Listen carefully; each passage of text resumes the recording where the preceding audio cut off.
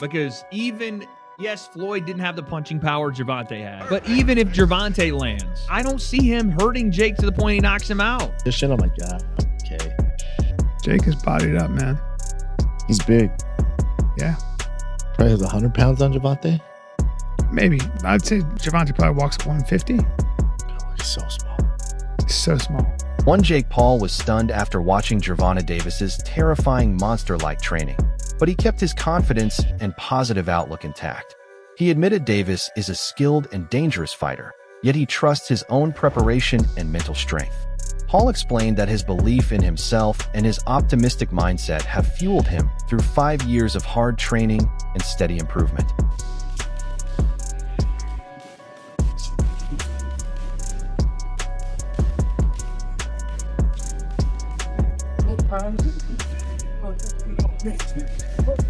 Hurdle blocking a showdown between Gervonta Davis and Jake Paul is the huge difference in their weight classes.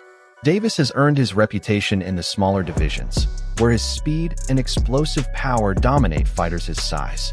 Jake Paul, however, naturally walks around much heavier and usually fights closer to cruiserweight. For fans and experts, the concern is that this isn't just a small weight difference, but no way in hell this fight was ever going to happen. And the fact that y'all believed it, I don't know, you're stupid. So Rick Thompson, chairman of the Georgia Athletic Commission, told USA Today Sports that Paul's promotion company withdrew its request for permits and a rule waiver, citing the 65-pound weight difference between the fighters. The Rick Thompson guy straight up... Controversy erupted as reports surfaced that the state of Georgia refused to host Gervonta Davis, forcing Jake Paul to move his plans and training base to Miami.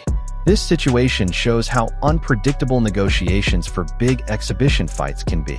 States consider not only financial rewards, but also regulatory and reputational concerns before. Gervonta Davis and Jake Paul both let everybody know that the location for their exhibition fight has changed from Atlanta to Florida.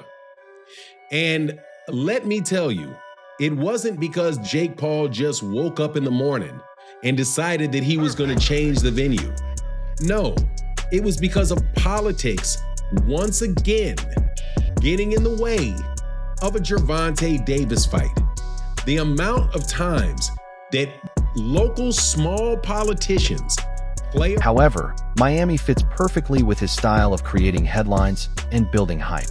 The relocation changes the logistics and the mood of the event, and since Miami has become a hotspot for celebrity fight spectacles, the move guarantees attention but also shows how fragile and chaotic these promotional battles can be.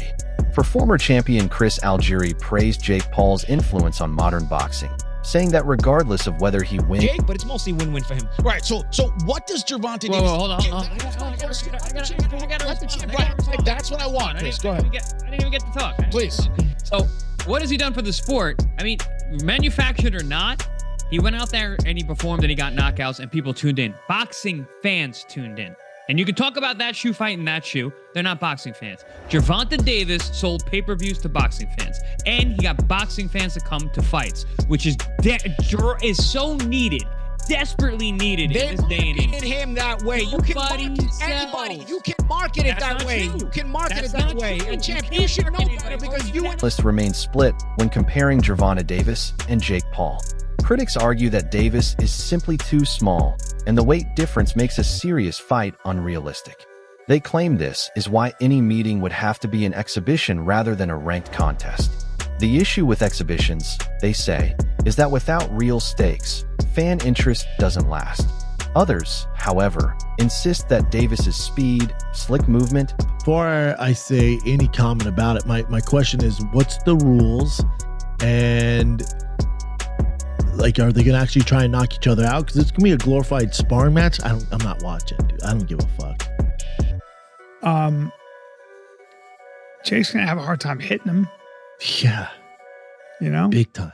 Known for his blunt analysis, said Jake Paul surprised the public by suddenly targeting Gervonta Davis instead of Anthony Taylor, who many thought was next.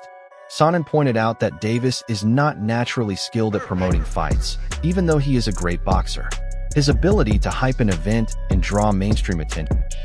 It is the exact opposite of Anthony Joshua versus Jake Paul for 2. So the fight that was being dangled and rumored in front of us, the exact opposite is happening. The opposite of fighting Anthony Joshua is not fighting nobody.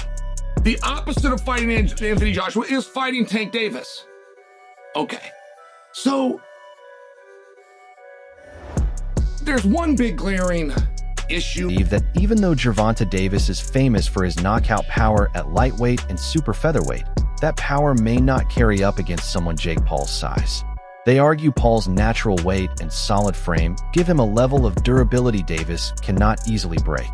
In the smaller divisions, Davis's punches overwhelm opponents, but against a bigger fighter, the same shots may not have the same effect. Gervonta fight makes no sense to me because yes, Floyd didn't have the punching power Gervonta had, but even if Gervonta lands, I don't see him hurting Jake to the point he knocks him out. So what are we even doing? Where's the idea of this where's the idea that Gervonta's even gonna hurt him? He may hurt him to the body, whatever. Jake doesn't want to throw as much, but I don't see him one punch knocking Jake out. And, the same thing was kind of said with Logan. Like, okay, Floyd probably won't knock him out, but probably going to outbox him. I get where Dana's coming from. These things are not meant to be competitive fights. They're meant to make money and to, I guess, scratch that itch of the... Paul's rise in boxing has not only been built on promotion, but also on what many call disrespect toward past generations of fighters.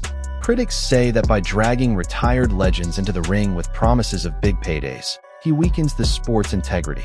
Even icons like Mike Tyson have been drawn back after years away, which excites fans, but also raises serious safety concerns.